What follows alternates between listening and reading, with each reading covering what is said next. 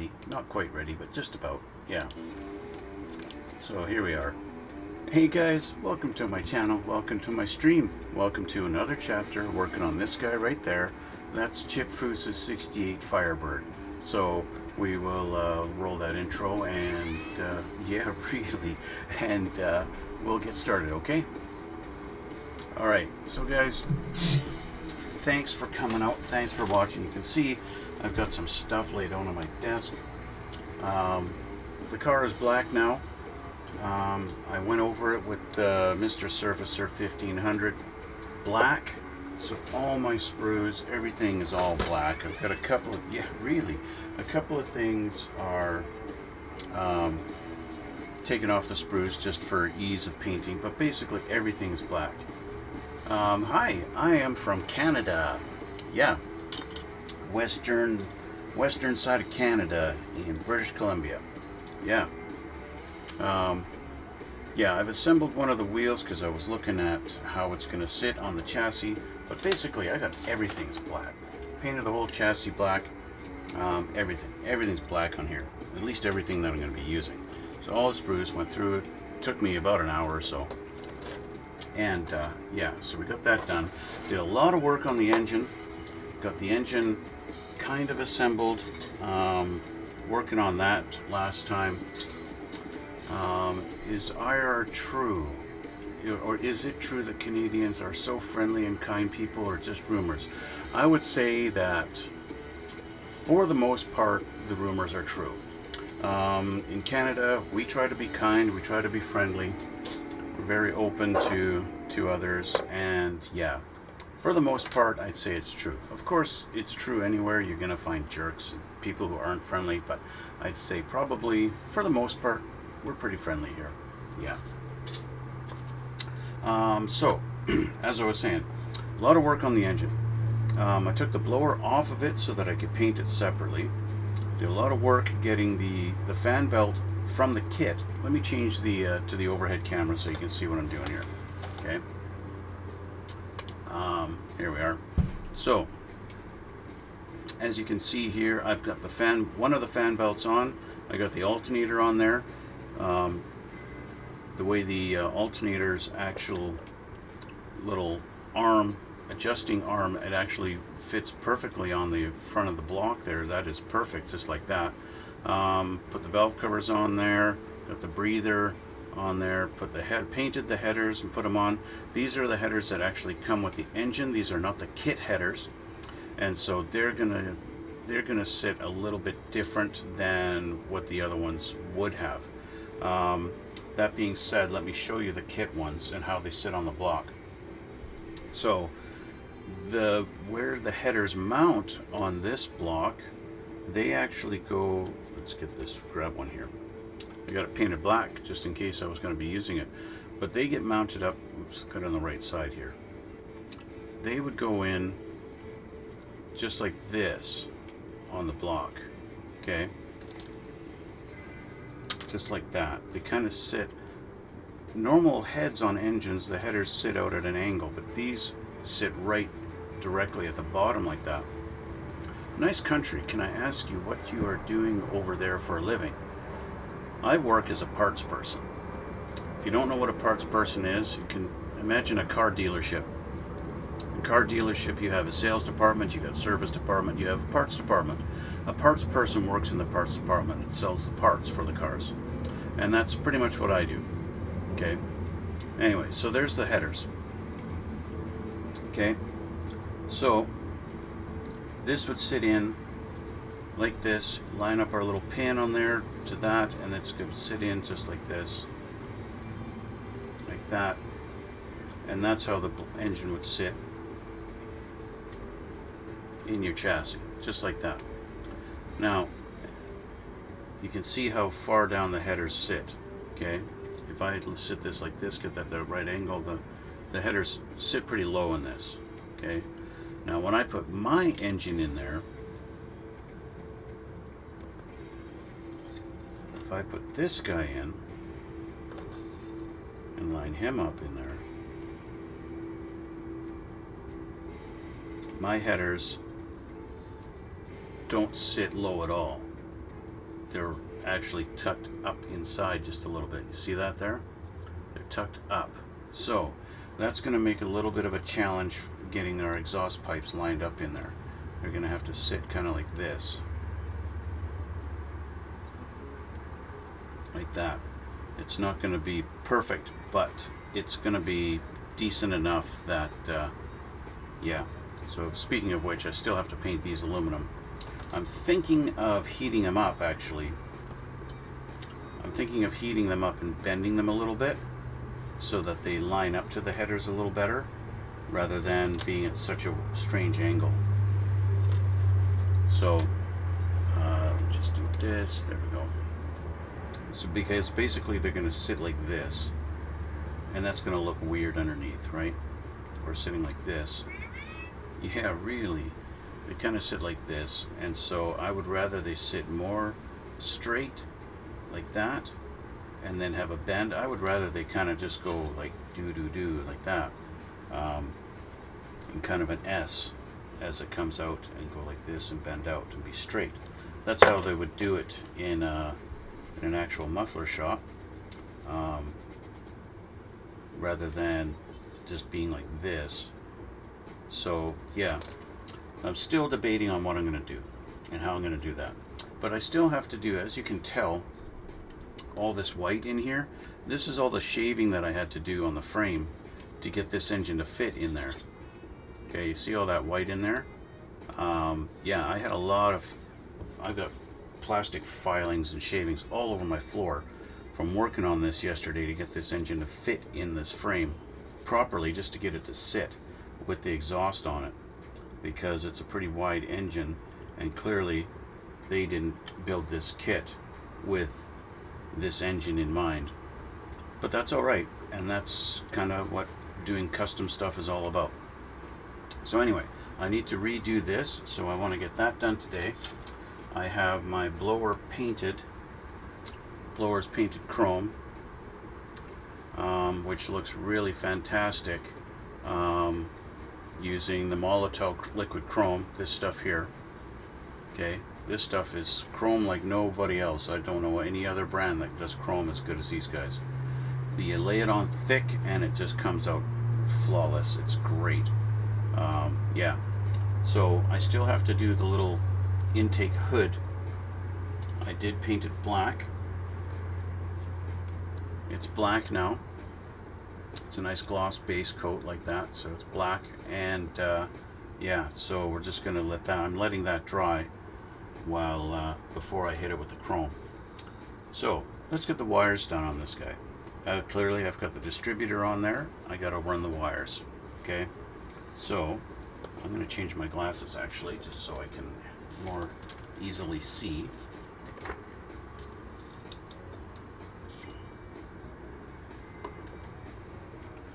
Let's get our wires. This super long one is for the coil, so let's grab this one. Now it is only just held in there, so you got to be a little careful. It might move around. Yeah, I did just glue it a few minutes ago, so I want to hit it with some accelerator. Using the CA glue, of course. Let's just put a little drop on there and make sure that's going to stay. Okay. I do have my fan belt for the blower and the fan. Okay. I do have a pin for it to actually run into the water pump. That'll give me a good guide, but the pin's not quite long enough, so I got it upside down. But it's close. It does go into the water pump. That's basically where it's going to sit once the blower is on there. The main thing is to have it lined up with the blower. So yeah, that's going to be that there. Okay. Yeah, we're getting there, although slowly. Okay, so this wire I'm going to run. I'm going to fold 4 of them over to the sides. Well, actually I'm going to fold all of them over, but let's get these ones, 3 and 4. Let's get this one out of the way. And then these two like that. Okay.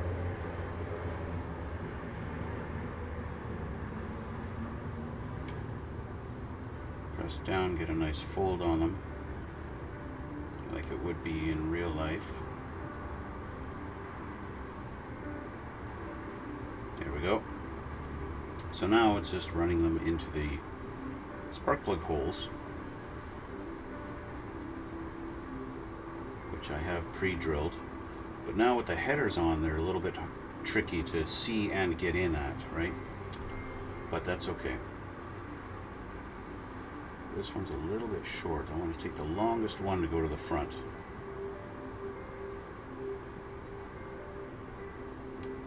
And kind of bend them around the valve cover here, like this.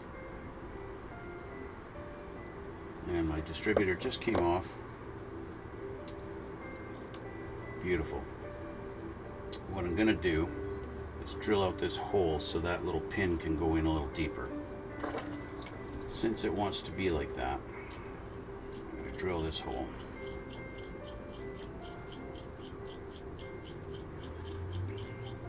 I'll drill a little bit wider, but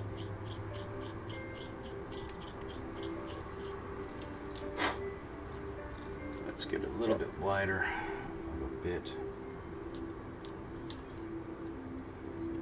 And there's the problem with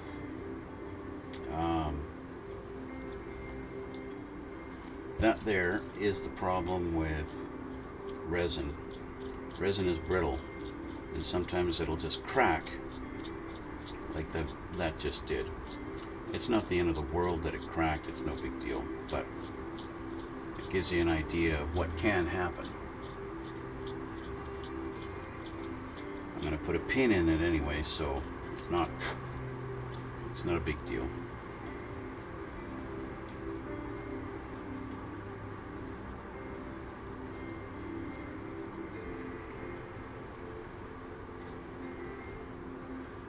Okay, now I've got a nice hole there.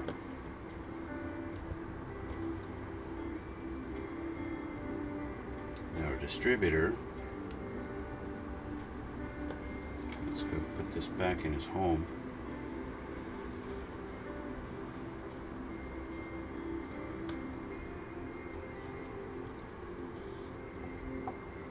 What I need to do is I need to drill out the bottom of the distributor to put a pin in it. I was not planning on doing this. I was planning on doing a whole bunch of painting, and that's what the plan was today, is paint. So using the knife, get a tiny little pilot hole so that my bit will actually dig into that spot.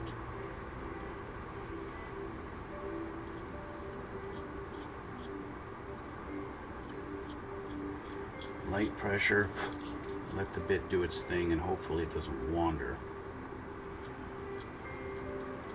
I'm going to grab a smaller bit. Got smaller bits in my little, I've got these guys here, super tiny little bits. And these work great for doing extremely small pilot holes.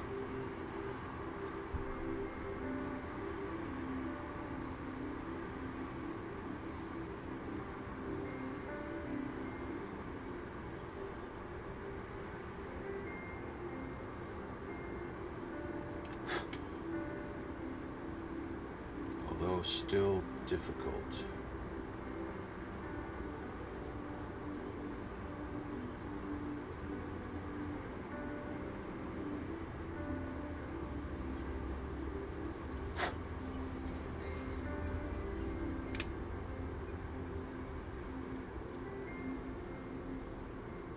I find these little bits a little bit challenging to actually use because they're so small. Because the shafts on them are a little big. There we go. Now we're getting somewhere.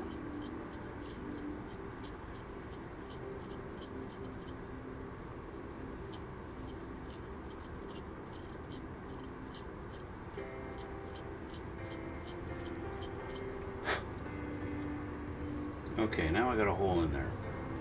And that's going to be perfect. I happen to have a little bit of a pin right here that I can stick in the end there, just like that. Okay.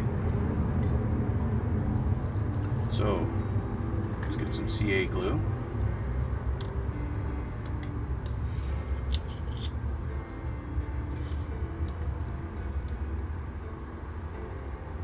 Okay.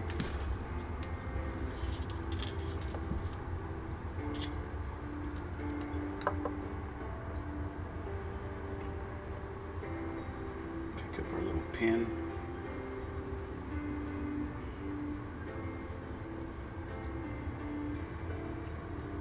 Get that in there.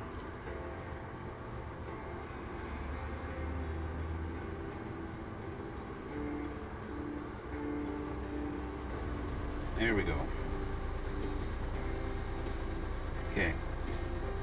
And I want to just add a little more glue.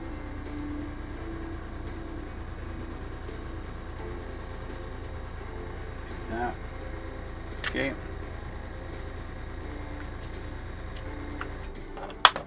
Okay, get some accelerator.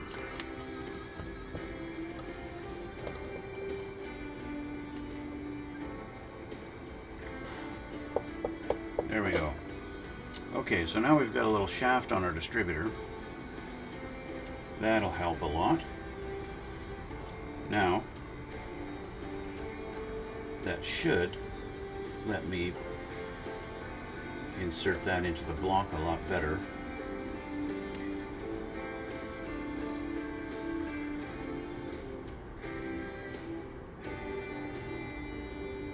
Technically, it's not long enough. So we're going to fix that.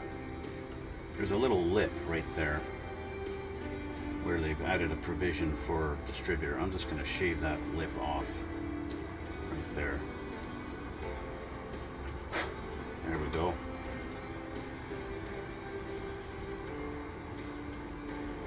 And now the distributor will sit a little bit lower.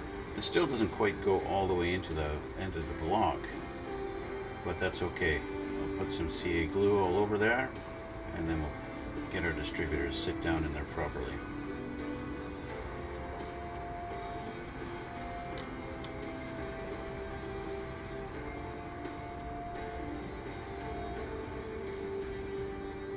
Sorry if I'm doing this off camera.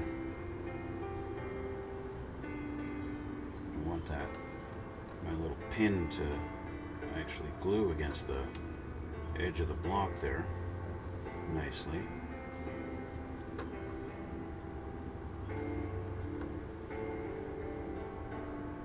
So just kind of building it up a little bit here. On the edge where the distributor's going to touch. I want a good solid distributor on there.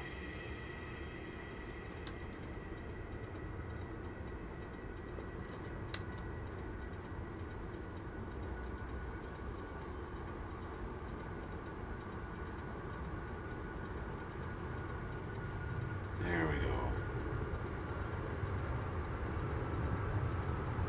All right. My pin just fell out of the distributor. What is going on with me today?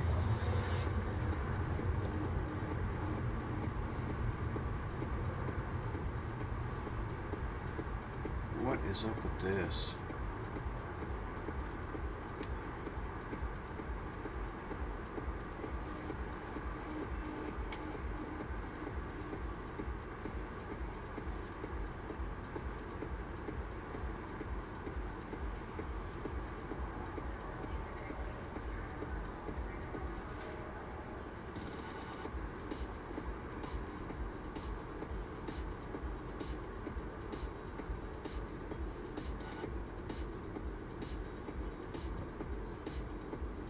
This thing does not want to cooperate with me at all. Start from scratch. Let's grab a pen.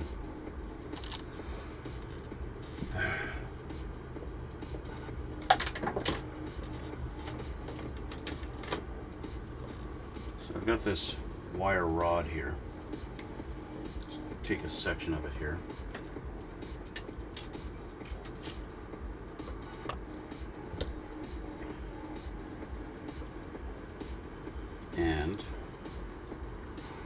put some glue on our distributor again in that hole. Shove this rod in there.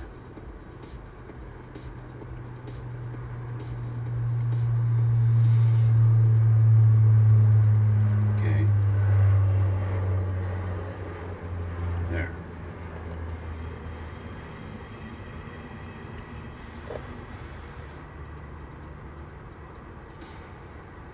And now this can sit in there and go in that hole. Should be able to go in that stupid hole.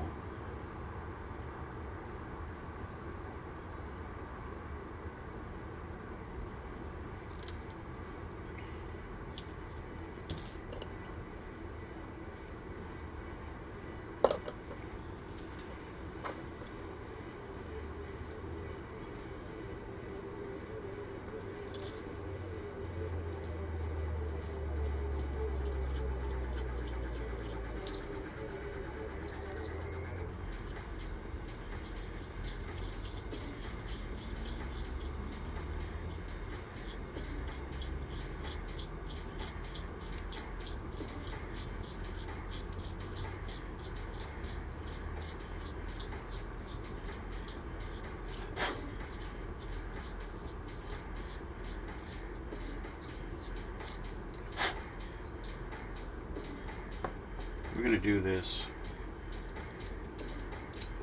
I'm going to take this and I'm going to put it in my little tool. I can't believe I've done half an hour just doing this garbage.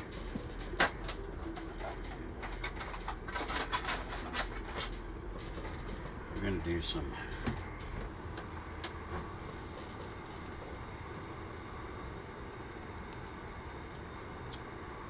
I'm resorting to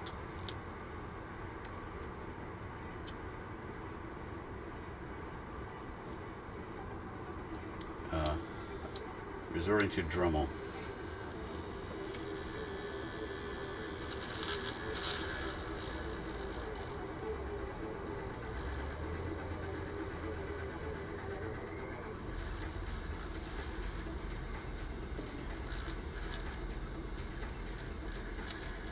Okay. It's this kind of stuff you can see why you might be kind of turned off from doing all this custom stuff, because you wind up with little problems like this. Okay, so I know now I've got a good shaft there. I want that kind of length.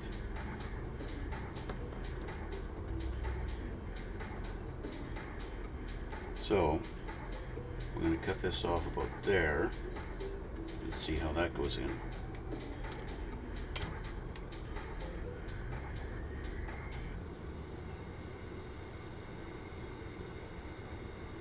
Just a hair too long. By a hair, I mean about 1/2 millimeter. So about there.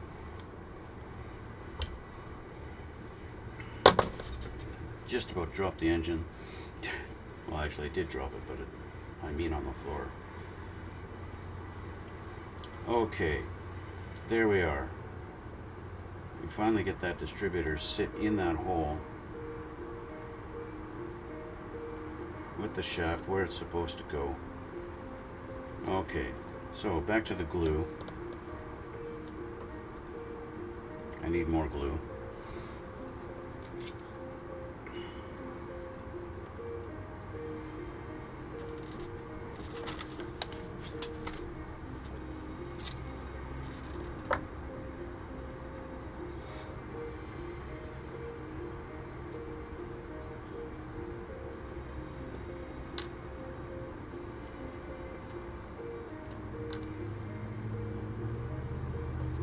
Okay.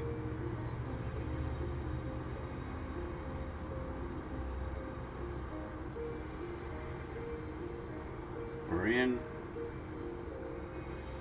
Shove that down in there.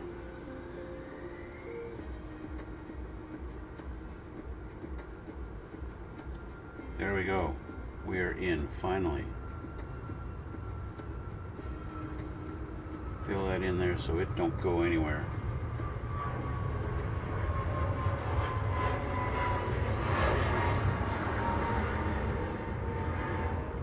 Okay, we can finally get back to our wires. And as I was saying before, we're going to bend them around the valve cover here.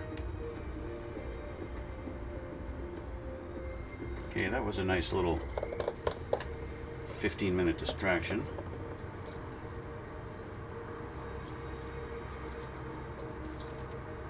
Put all these other things away. Okay, so number one wire. Let's say number one. I don't even know the correct firing order for a Chevy engine. I was always a Ford guy in my younger days. So I only have a certain amount of length. I haven't drilled the holes like crazy deep into the heads. And so because of that, I've pushed this wire in as far as it'll go, and I'm going to bend it like this, and then pull it back out and see just how deep that hole is. So I know now my hole is about that deep, but it's also right about there, and I want to have the wire tight. So let's get this guy going underneath other wires. So it's by himself, and I know I want about that length.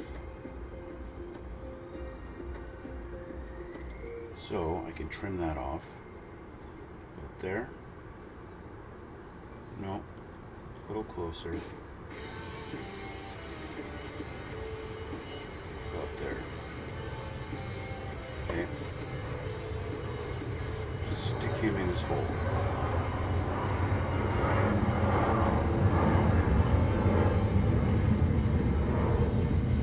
Just like that. Okay. So he's in there. I'm going to bend him up a little bit, like this.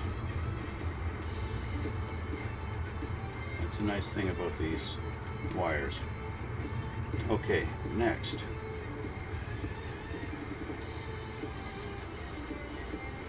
Take our second longest one. This guy here. He goes in there. Again, he's way too long, so I'm thinking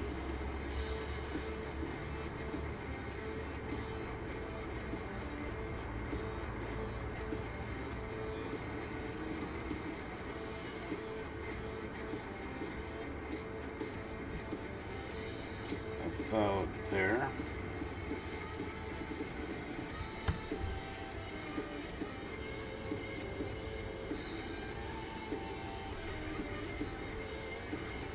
With the exhaust manifolds on there, it's a little bit hard to see in there to see the holes, which is why I'm turning this around so much.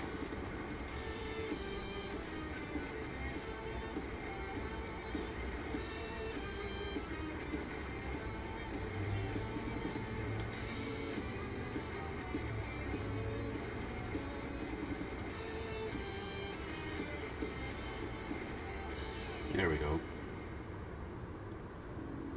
I may have trimmed him a little too short.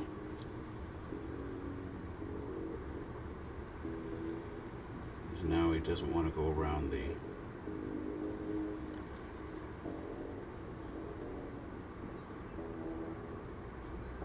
Yeah, so he's now going to be like maybe the number 3. So I'm going to use a different wire for him. I'm actually going to change my strategy. Okay, move him out of the way. Move this guy out of the way. Okay. Actually move them all out of the way, and we're going to go backwards. I'm going to go in from the back here and do the shortest first. Like this. But because he's now going to be the shortest one, I got to trim him a little more. Like that.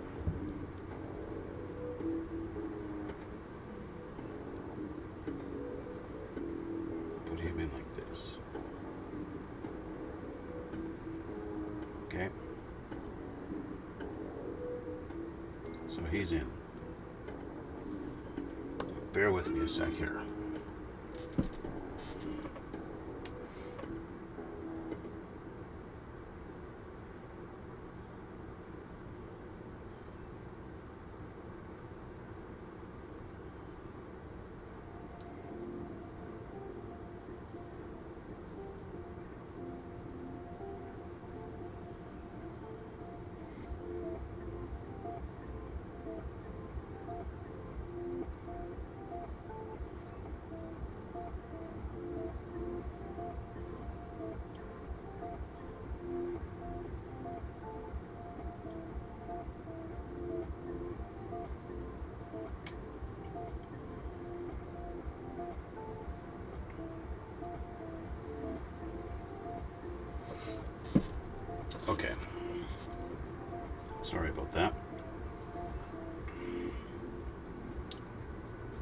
also sorry that I started off this particular stream and I was expecting to do a bunch of painting,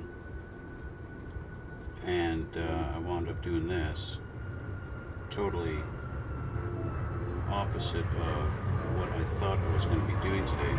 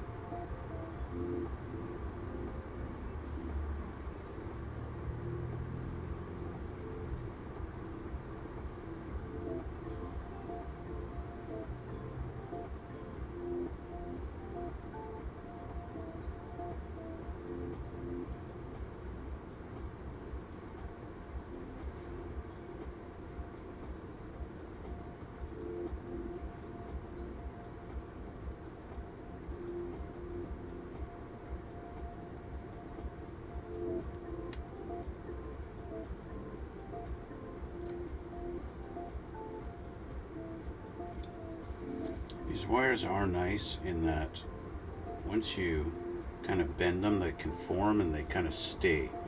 They're very similar, but they also will spring back, so you bend them a little bit more than you would normally. As you can see, this guy wants to just stay out in the middle of the air. Now if I put a little glue on him, yeah, he'll stay for sure. I'm just wanting to make sure I've got enough. Why this guy is so long. This guy's so much longer than he needs to be. But it's also because he's so far sticking out of the head. So this guy needs a little trim.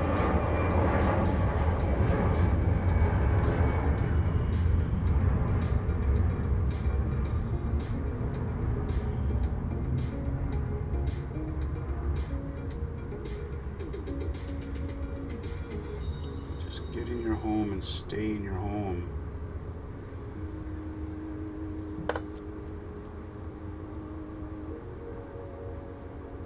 Okay, now that I know where they're all going, they all need some glue. Okay? Since they all have a home now,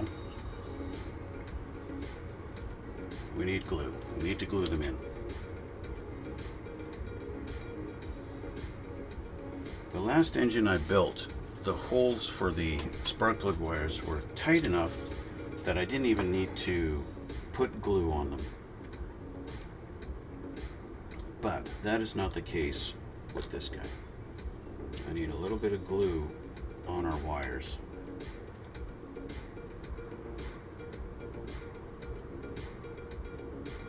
Stick him in the hole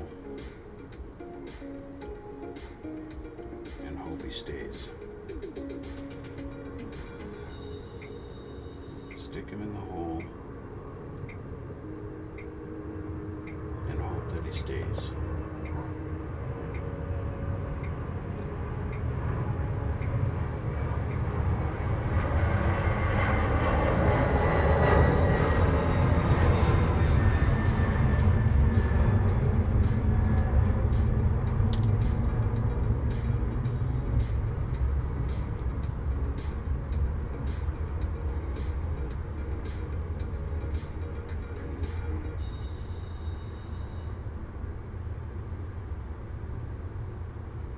Doesn't want to stay. Stupid wire. Get in your home and stay there.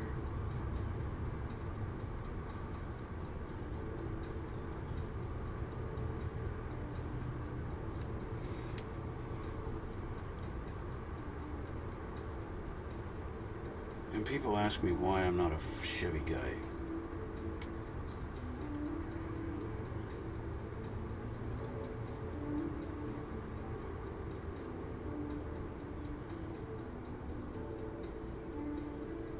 This is why I'm not a Chevy guy. Chevy engines don't like me. Okay, what I'm going to do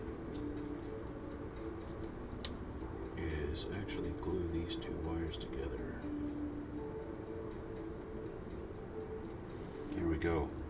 Okay, so we need glue on the end of this wire so that he might actually stay in his hole.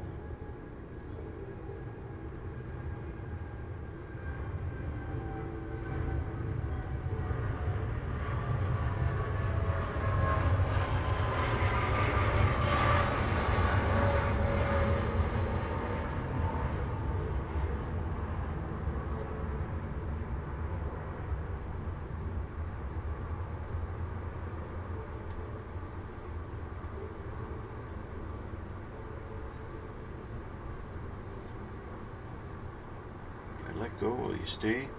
All right, he's staying. And finally, we'll do this for our last wire on this side.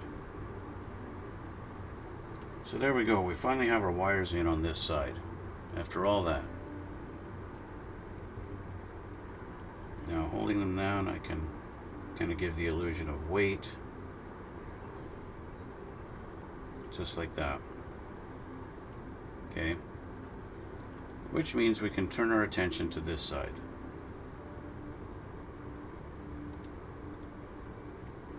So same kind of thing, I want to go down, put the wires down over the valve cover and go around this way, like this.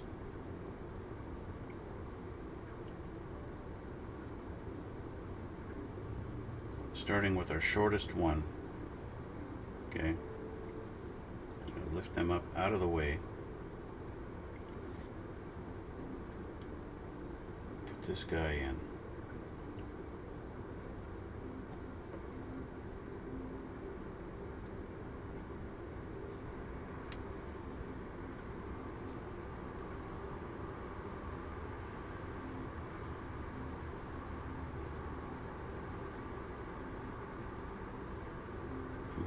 And put this guy in.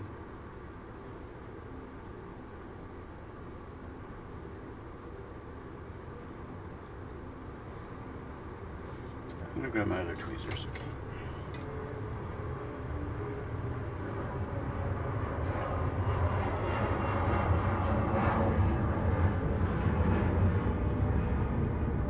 Why are these so difficult?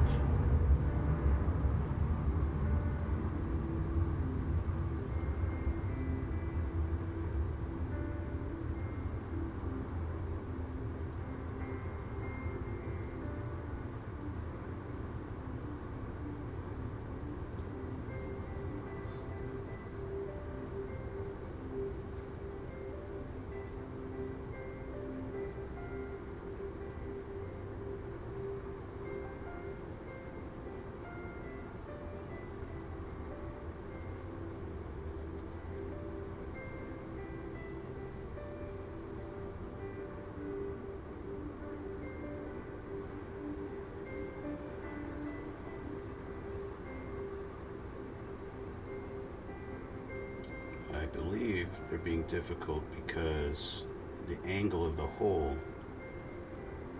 is that way. Let me just take my drill bit here. I believe it goes in like this on that angle, like that, so the wire has to go in on that angle and not this, and I'm trying to put it in straight, but that ain't gonna work. I believe I gotta come at it. Yeah, really. I believe I gotta come at it from this angle. The exhaust manifold does not make life easy here.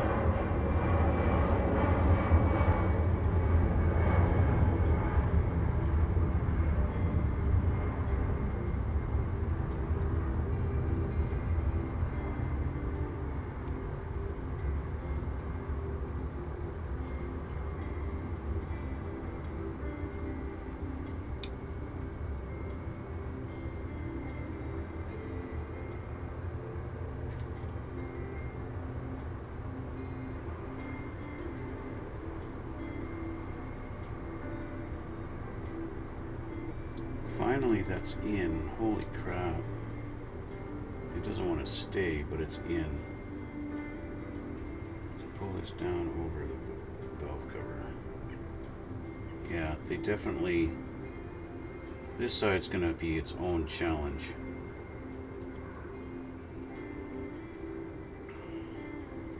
Because they have to kind of come in and go in like this. They got to go like shoo and go in like that. And they got to go in at this angle, each one.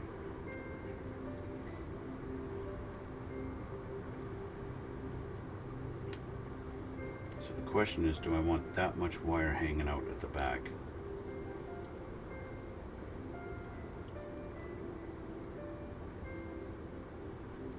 Or should I just leave it? I think I've got enough excess. Yeah, I've got too much there.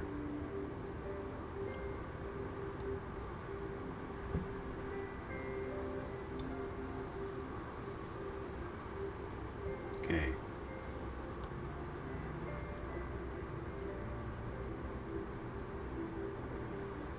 Once it gets in that hole, it better stay in that hole.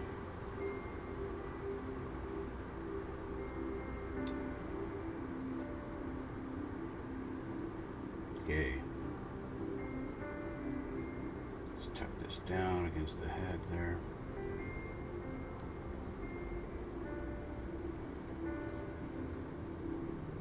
There's that one.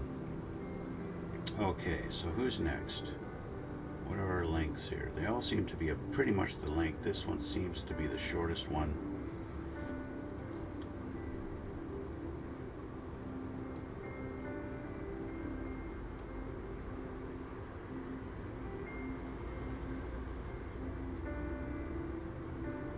It seems to be it there.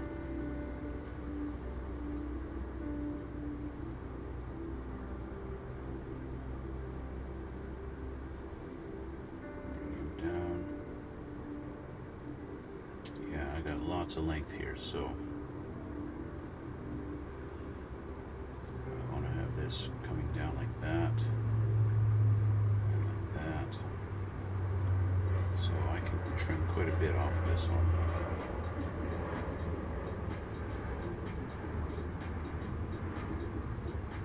Up there,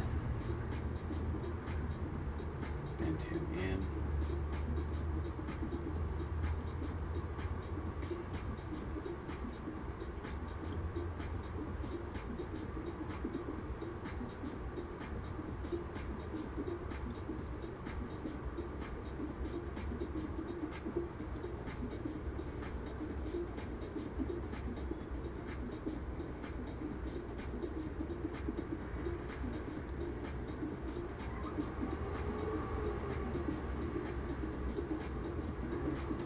Glue on them. Here's my thing.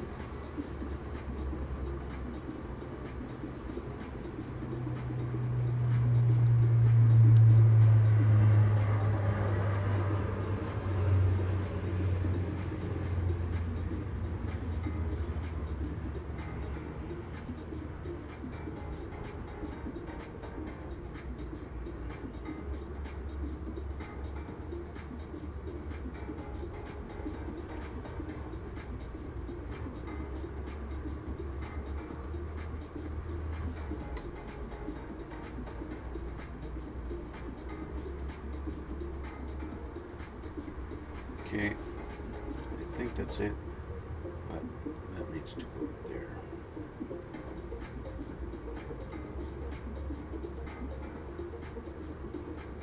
Oh, it came out of his hole.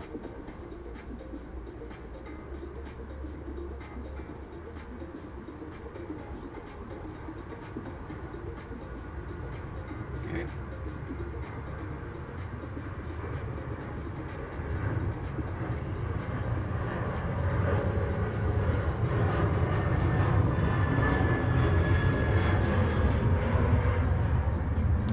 Trimmed him just a hair too short, so I'm going to glue him to the exhaust manifold like that. At the end of the day, he's not going to really notice.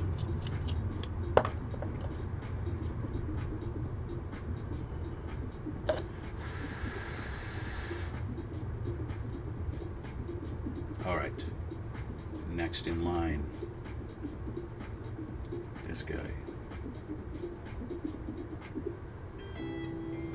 bend him around.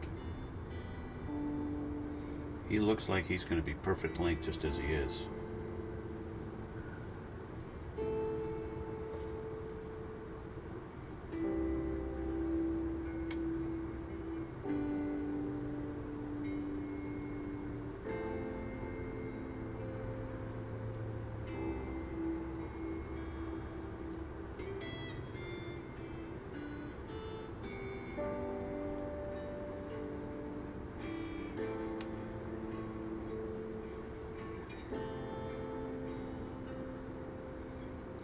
Actually convince him to go in the hole, that would be a really nice thing.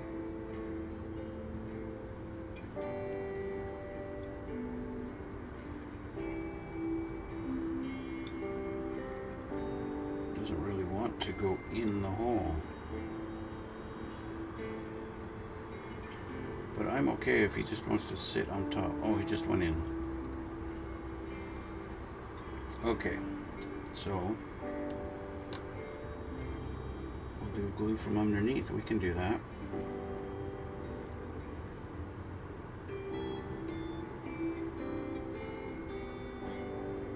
There's that one. That was probably the easiest one so far. Our final wire. Again, going down around here. Bend them up like this. Contour, he's going to be just long enough.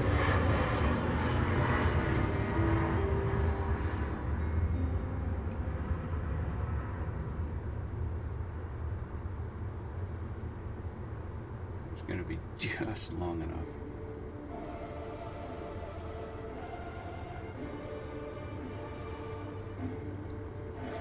I'm going to put glue on him now,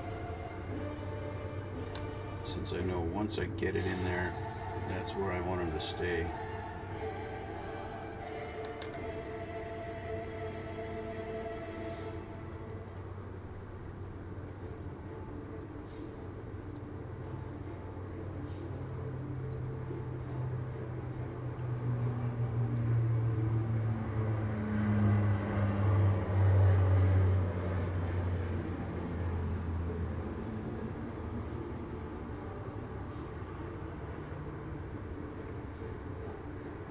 Go.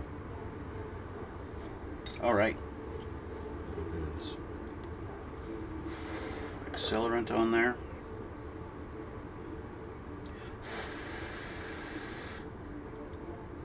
There we go. We've got our wires in. Just like that.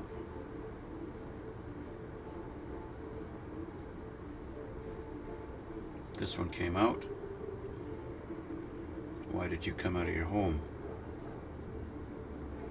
You're supposed to stay in your home.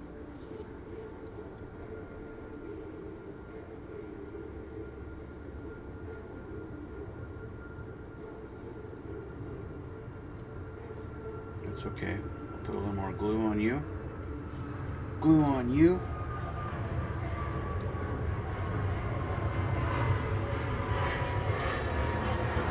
Put you back.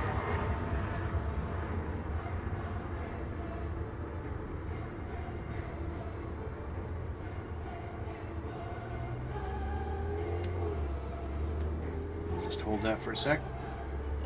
I could actually run some of that in there.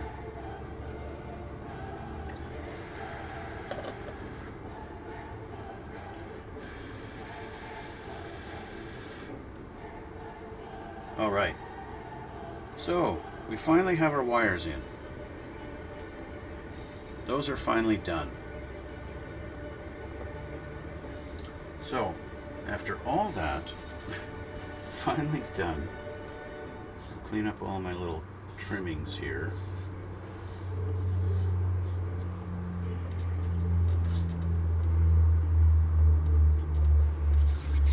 Okay, so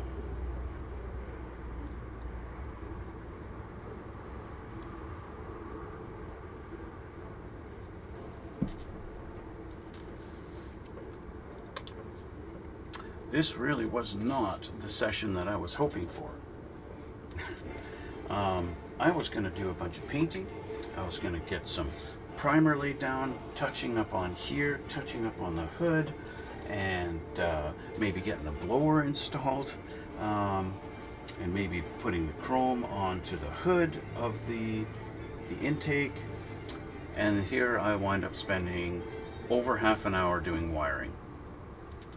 Yeah, but that's okay, because we can continue.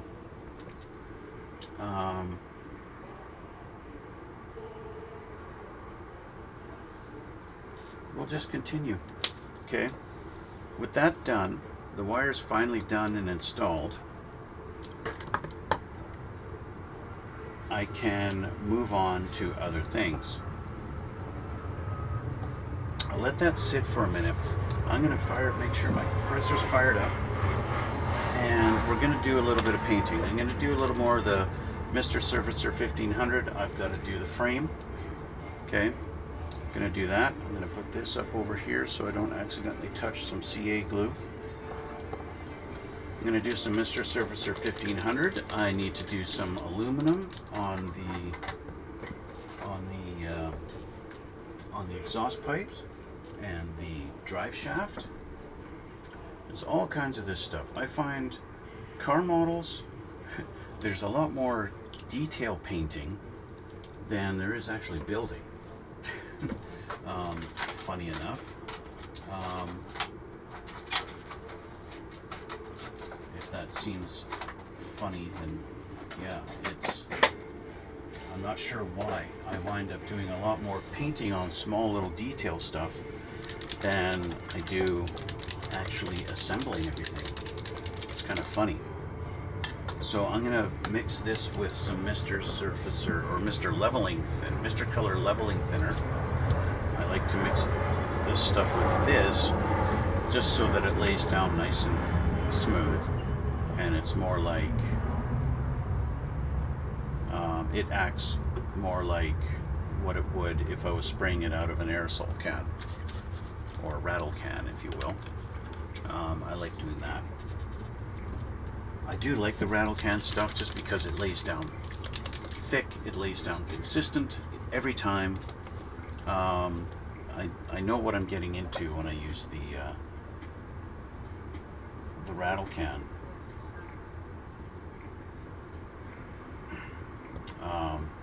But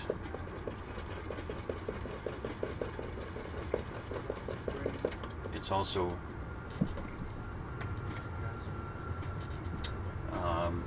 this is a lot more cost effective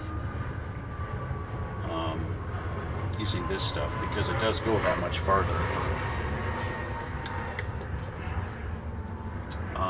Perfect example, looking at the sprues.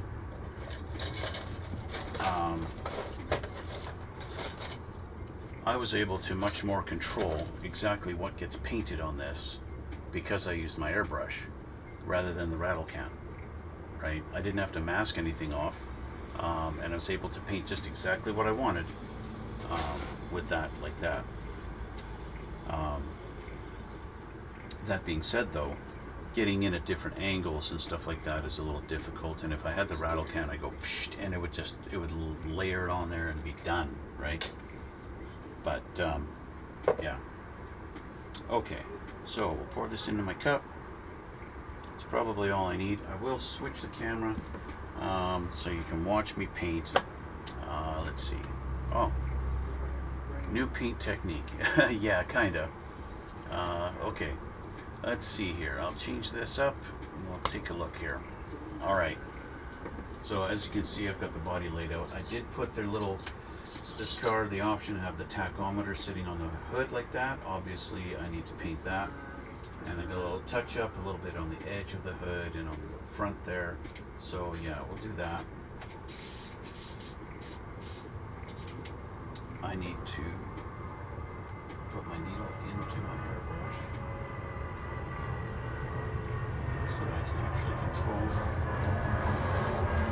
how it comes out. And just do this.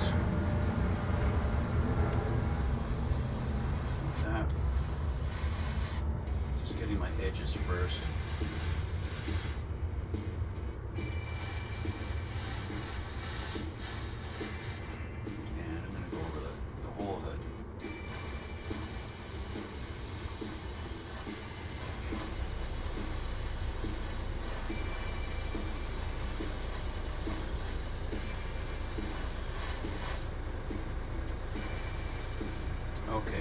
call the hood done.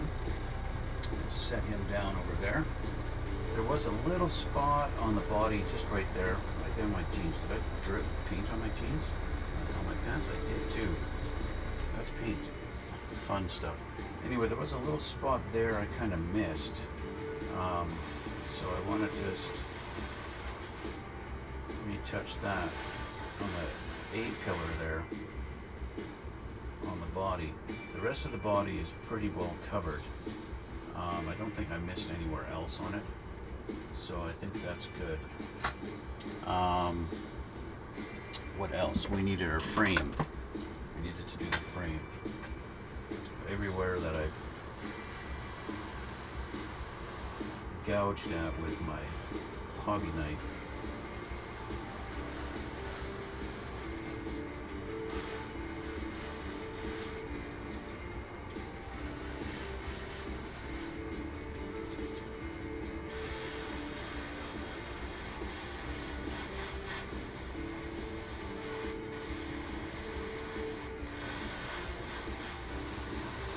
anywhere that's going to be visible.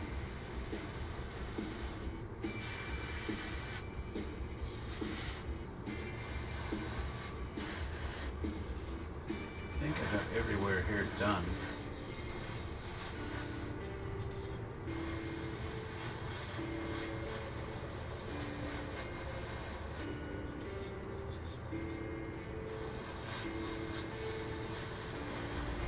I want to do underneath the hood, and every spot that's under there, I want that to be kind of a semi-gloss black.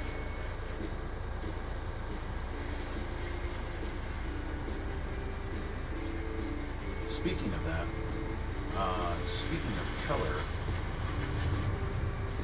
I was asked what color I'm actually planning on doing the car. Originally, I was thinking of doing blue. I didn't want to do gloss black. Okay.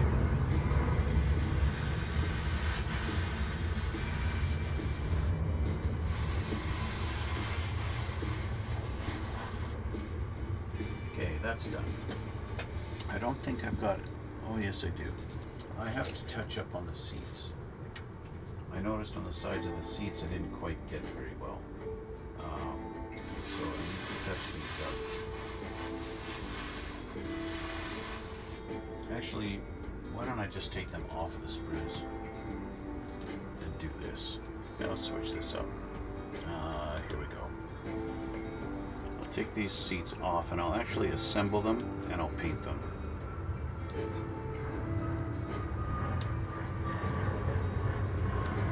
That's going to be the best way to make sure I get all the angles, and they are covered completely. Is to actually assemble them. Yeah, hit the floor, why don't you? Let the seats hit the floor, let the seats hit the floor.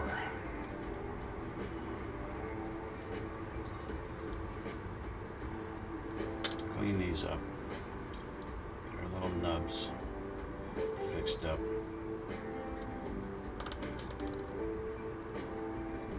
So what I want to do, I'm going to just basically use some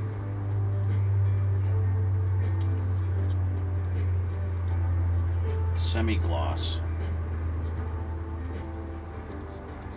These just go together like that, and of course now you can see the different tone from not getting enough on there. So let's just glue these together.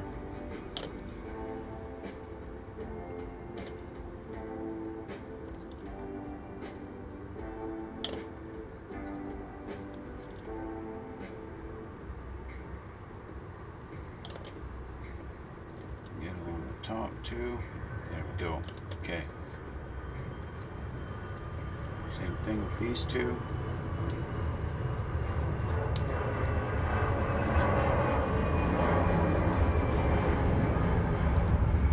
Now I know they tried to give us pins, guide pins, so that these would stay together. They didn't do a very good job. In fact, these two don't really want to go together at all.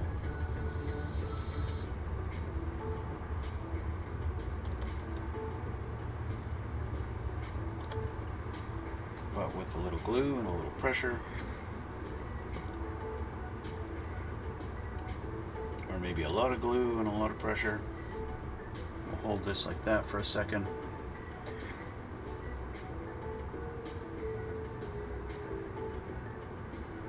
And he's together. Okay. All right. So I'm going to take some tape like this, put it on here, like that, and then like this, stretch it. There we go. And we can go. What I'll do actually is I'll hit this first. I'll hit it. Yes, I'm going to hit it.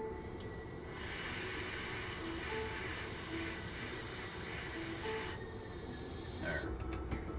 Just to kind of cover up my little nub there. That way I can do this. And I'll do the same on this one. I'll just paint this edge here.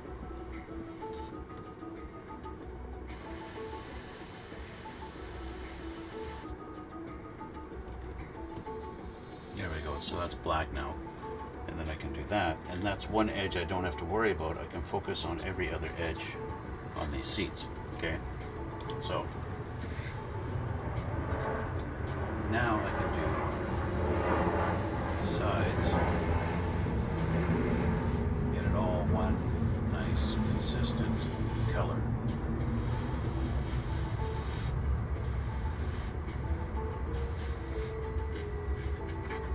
And yeah, the tape, they shake around a little bit. That's okay though.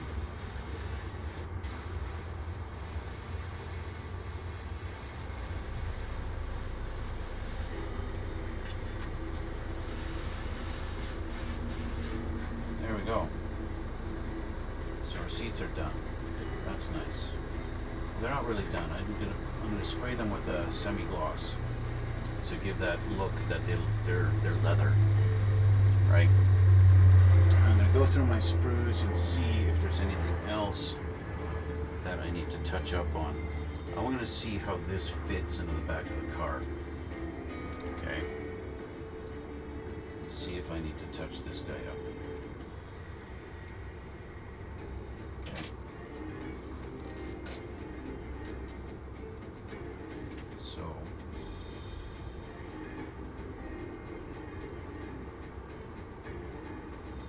See how this guy fits in there. Sits like that.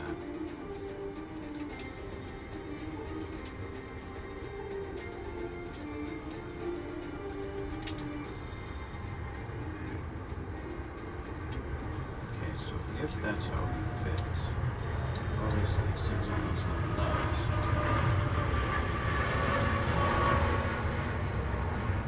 And if it just sits flush,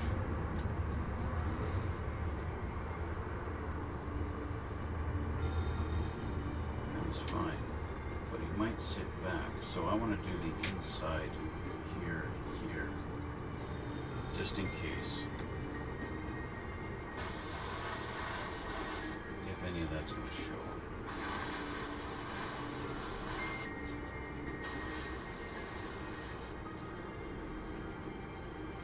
So I don't want any of that showing. Okay, and he's fine, I think, as far as his look, how he looks.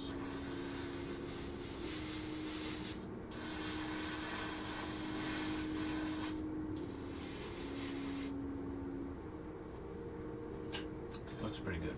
Just gonna do another coat on the inside here, just for consistency.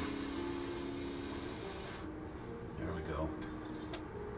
Okay, I think we're done, guys, as far as all that stuff is concerned.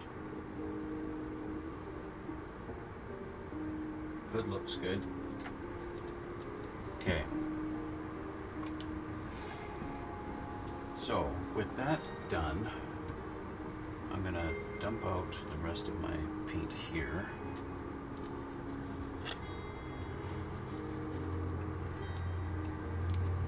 I'm not going to clean my airbrush right now. I am, however, going to put some thinner in the cup. Actually, what I am going to do is I'm going to get some clear coat, and I'm going to clear coat my blower. So I am going to be cleaning my airbrush. Change my mind. I am going to clean it. I'm going to clear off some of my stuff out of my way so that I'm not in my own way. So let's clean this out because I'm going to spray some clear.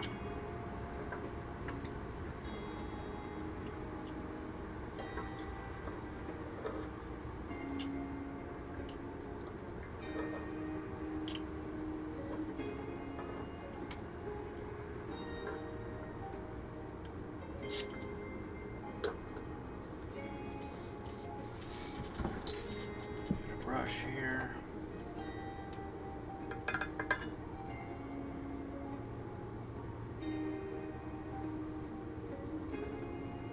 The clear coat I'm going to use, this is actually going to be a little bit of an experiment, okay? The reason why is spraying over chrome, spraying a clear coat over chrome really is an experiment in and of itself. A while back, I did a little video series / test on the Molotov chrome and spray painting it. Okay, I'll put a little pin up here for you.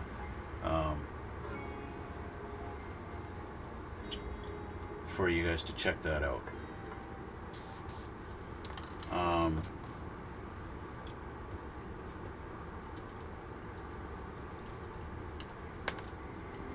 Where I wanted to see how the Molotov chrome sprays and what I can actually use to put a clear coat over it, because one characteristic of the Molotov chrome is that it's very fragile.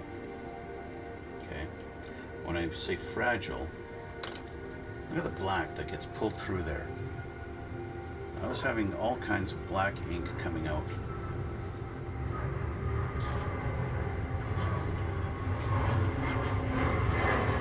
From the back.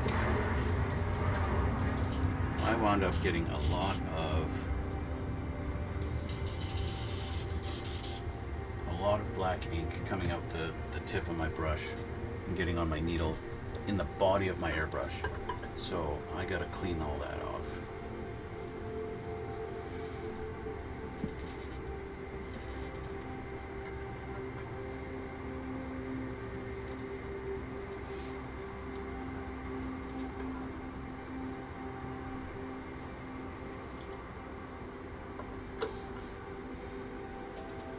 Gotta push all this ink. Yeah, I do. I gotta push it all in.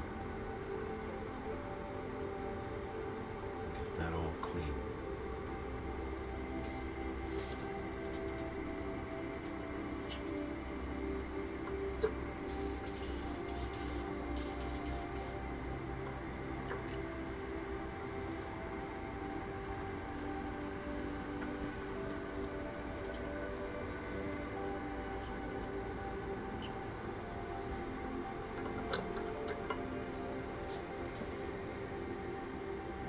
There's so much black in the body of my airbrush. I might have to completely dismantle my airbrush actually in order to clean it out properly.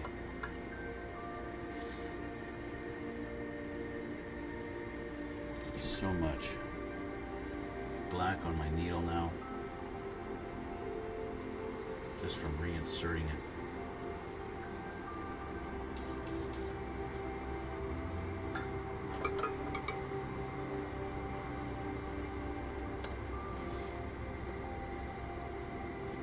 Bear with me a minute here. I need 3 hands is what I need.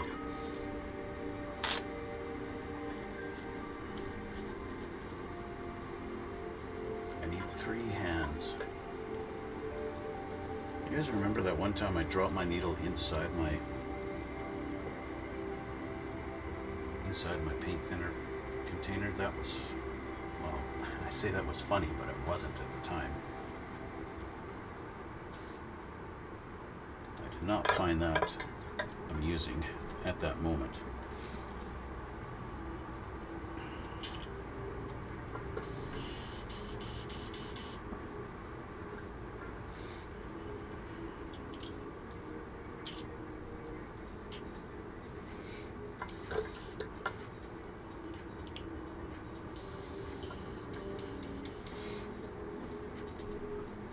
These things, today has been a real challenge. I'm still getting black ink coming out of there.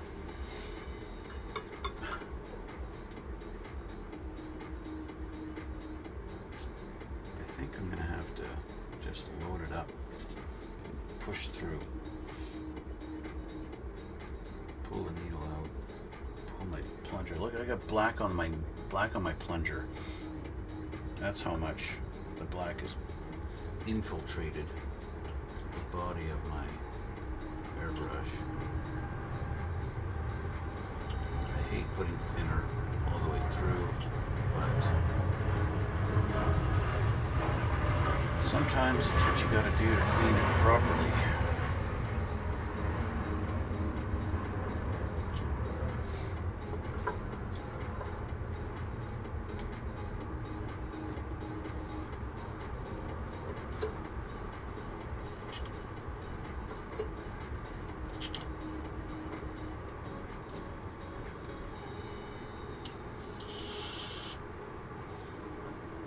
Basically, keep running thinner through it until it stops coming out black.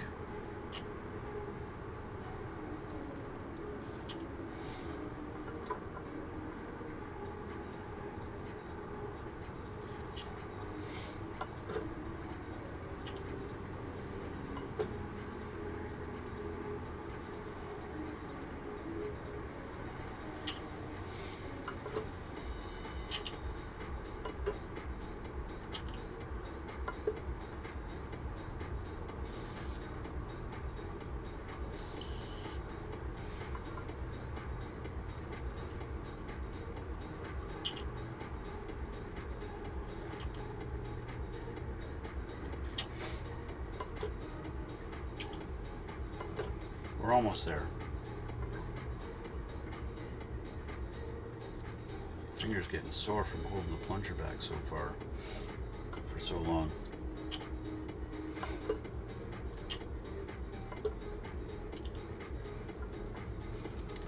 So I'm going to actually undo this.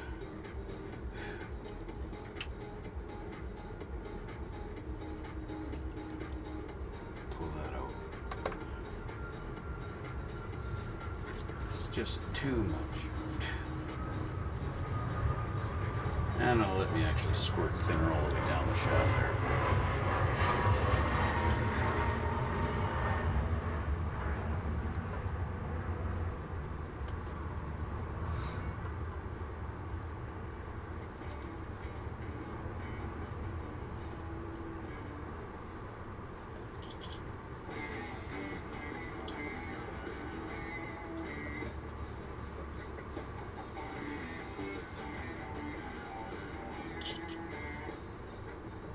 Okay, so with that done, that's about as much as I can get done on this. I don't think I can, aside from putting this in a sonic cleaner, this isn't going to get any more cleaner, which is good, which means it's ready to go. I got no Q-tips. Hey!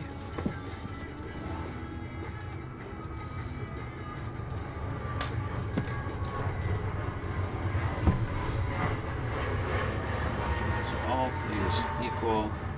Yeah, it's just got the stain from my dirty thinner, but yeah, it's pretty much clean now. I say pretty much because There isn't much more I can do to it. See, I got just black.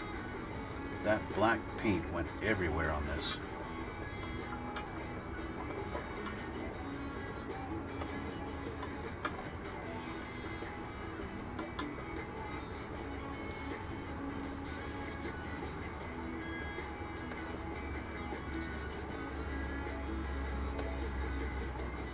Don't want to lose any parts, so when I say it went everywhere, look at that. It's black. It's black ink. It's not, I can't say ink, it's paint.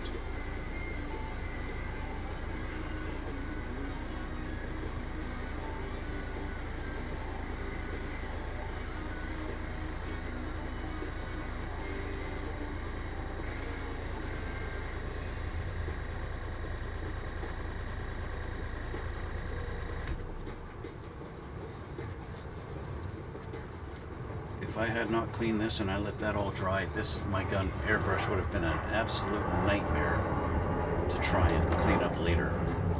So I am really happy that I've decided to do this now, while the paint was still relatively wet.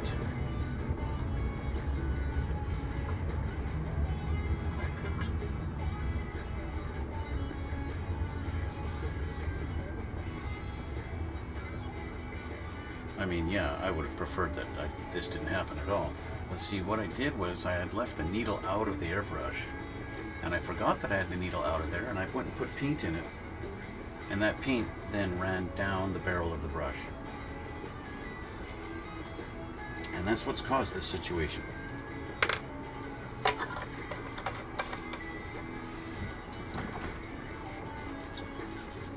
Which is why I've got now a black paint spot on my, even though my pants are black, it's still, which way does this go? I think this goes this way. No, it goes this way. This goes on the end. Okay, put this back in here.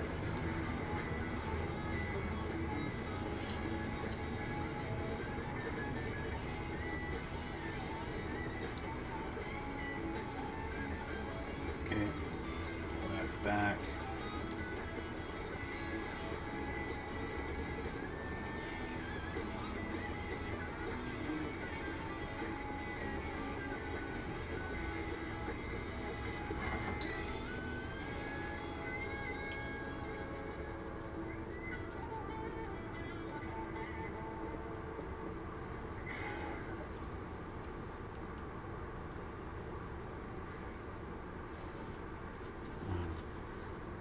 Reassembling it properly is a good idea.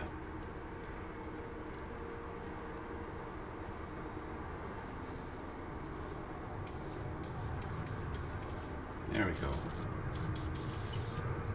Done. Now, where's my needle? There it is. Did I clean this off? No, I did not. I need to clean that.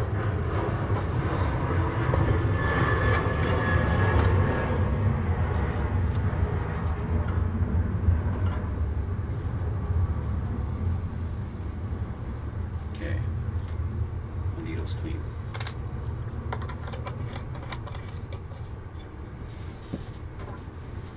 Okay, with all that done, we're going to use some clear coat on the blower. So, as I already mentioned, Molotow chrome is extremely fragile, okay? So if I touch this,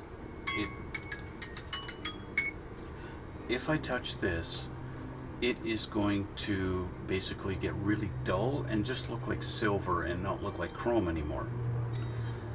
In my experiment that I did before, I had tried various different clear coats. I tried Tamiya X22, I tried the TS13, I tried Mr. Hobby's GX100, a bunch of different things.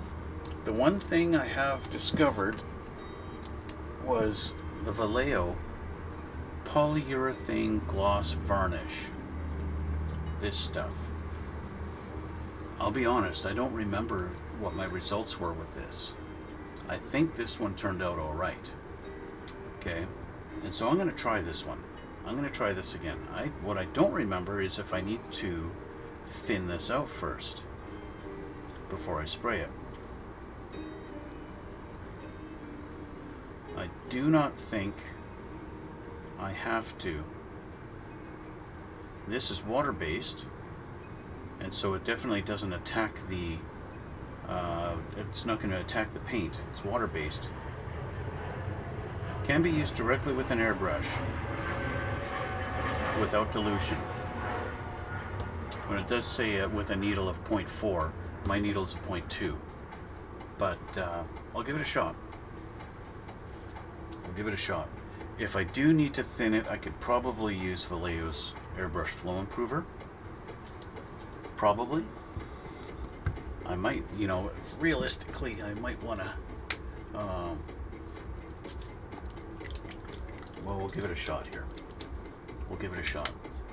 I'll put a few drops in my airbrush and see how it sprays. Okay, just a little bit in there. Let's see how this sprays.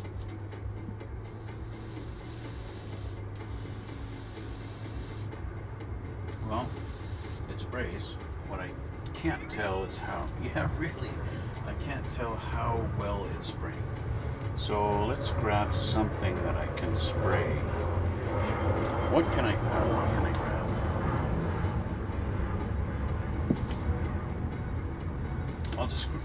I'll paint the instruction book.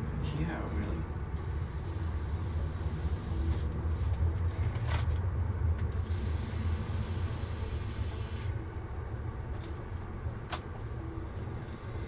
I can hear it spraying, I just can't see it.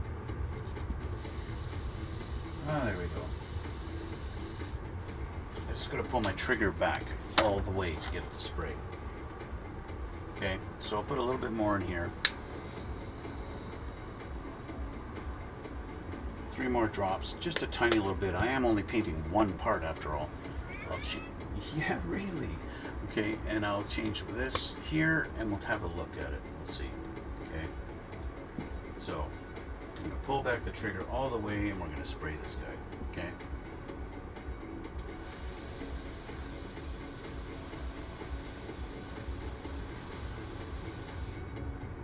Okay, and that's about it.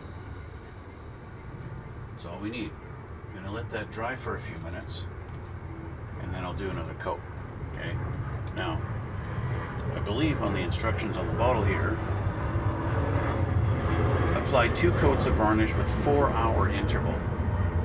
So if I'm going to follow the instructions, that's what I'm going to do.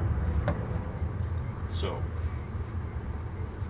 that means that gets to sit there. Actually, I'll just put it over here. I'll put it up over here and we'll leave that with a 4-hour timer.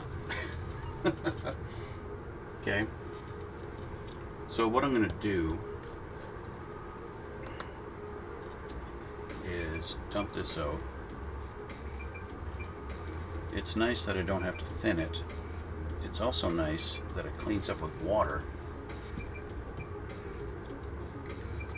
which means I can clean that out just with some water I happen to have here. Dump that in there.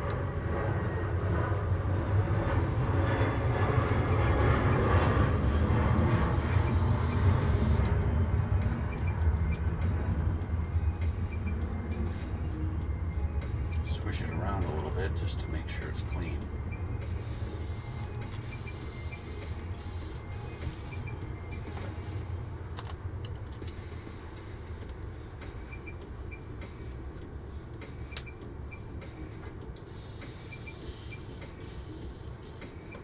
Now, I don't trust that the water's completely gone, especially from what I'm about to do. Is I'm going to spray the hood of the intake with the Molotov liquid chrome. Okay, that's this guy here. I'm going to spray paint this guy chrome. Okay, I I need to make sure all the water is gone out of my cup. So I'm going to put a little bit of thinner in there. Just a little bit. Because I would prefer all the water gone. So which is worse to have left in the cup? Thinner or water? I don't know. Okay. But I'm pretty sure all the water's gone out of there. The Molotow liquid chrome, you can spray directly out of that thing. That's this stuff here, right? Remember this stuff? So shake this up a bit. It sprays beautiful. It does. It really, and it's, you see the results right away. So just a little bit, just a tiny little bit is all I need for this one tiny part. You one coat and it's done. There's no point in doing multiple coats of the chrome. Okay, so switch the camera again. Little test spray over here. Yep, see, it sprays beautifully and it goes just great. Okay, it's so quick, but build it up fast, spray it thick is what you want. Okay, and it should start looking like chrome really quickly. You want it thick, lay it on thick. It'll level out on its own, that's what you want. And done, just like that. Okay, just like that. I'll show you on this one too. Okay, so we just let that dry. Okay, just like that. This guy's now done. So I'll set him down. The Molotow liquid chrome, it levels itself nicely and you don't have to worry about it. So yeah, good stuff. Now I need to clean the airbrush once again. This time I've got chrome in there. I would say this is the one thing I find about airbrushes that are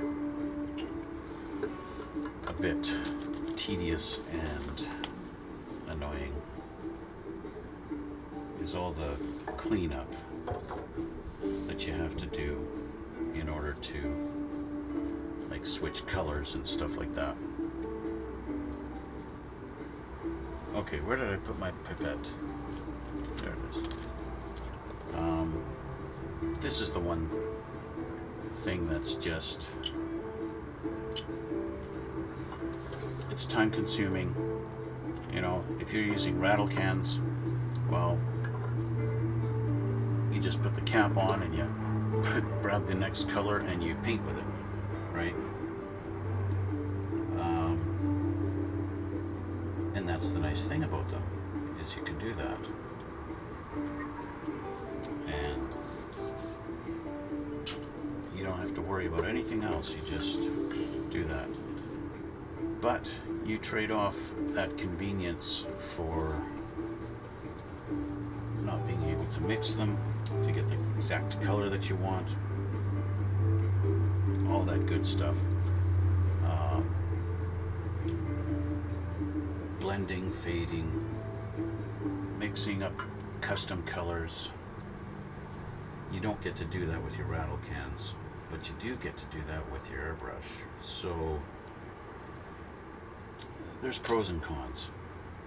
For years and years I only used the rattle cans. So if I couldn't find a color that I really wanted, well, you have to suck it up and just use what's available. And that's the way it is. Right? So, yeah.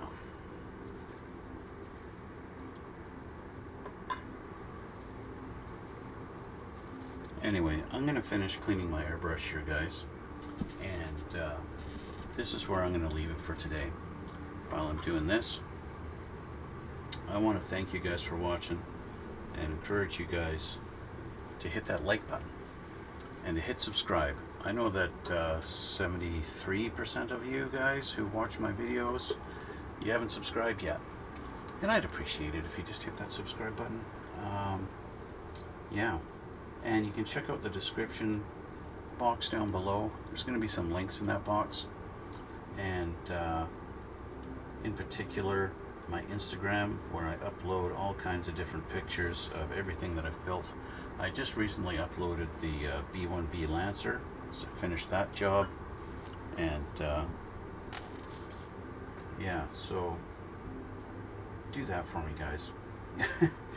Hit that like button, hit subscribe. Yeah, when we get to 1,000 subscribers, I'm going to be doing the collaboration with my fiance, and we're going to build a Porsche together. Well, technically 2 Porsches. We're going to build his and hers, and all that fun stuff. Yeah. So, like I said, guys, this is where I'm going to end it. And thank you guys for watching. Thank you for the new subscribers and all the support you guys give me. Thank you so much. You guys are awesome. And yeah, we're going to see you all in the next one.